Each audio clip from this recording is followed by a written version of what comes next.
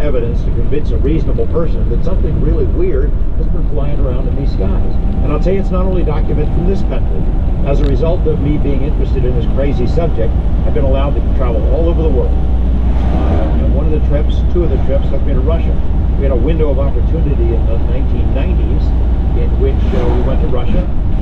This company I worked for, I left Channel 8 for a couple of years, hired this Russian physicist. We met him through Congressman Bilbray, who was a friend of ours.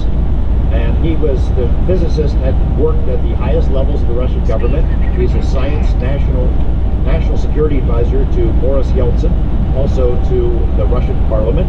He had trained Soviet cosmonauts how to spot American nuclear submarines from space. The guy was dialed in. So I met him as he was getting ready to go back to Russia, and I asked him, you know anything about UFOs? You got any friends from the KGB? Have you ever heard anything about it? Not really.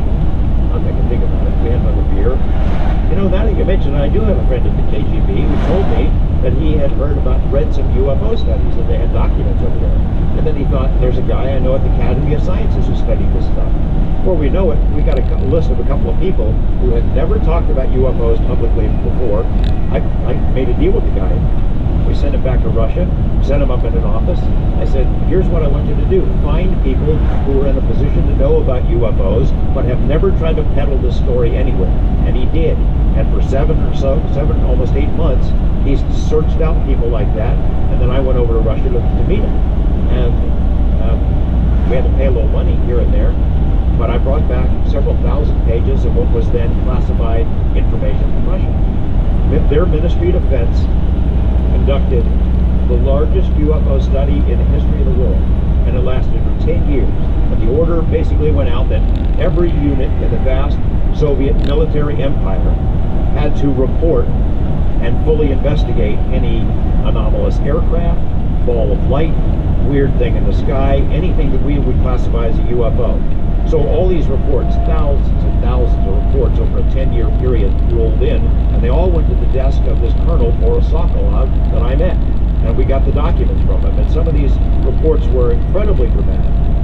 Sokolov admitted to me, your government studies them, we're studying them, and for the same reasons. We want to be able to do what the UFO craft do, and beat you in stealth. He said, these craft do things that we can't do.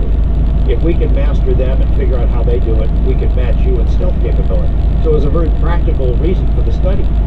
And it went on for a long time. He told me that they had had 45 incidents in which the Russian military planes encountered UFOs. They had a standing order.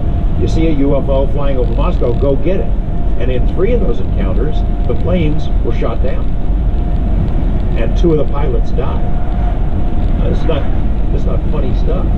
And he said after the 2 pilots died, the order went out, it was changed. That if you see a UFO, leave it alone.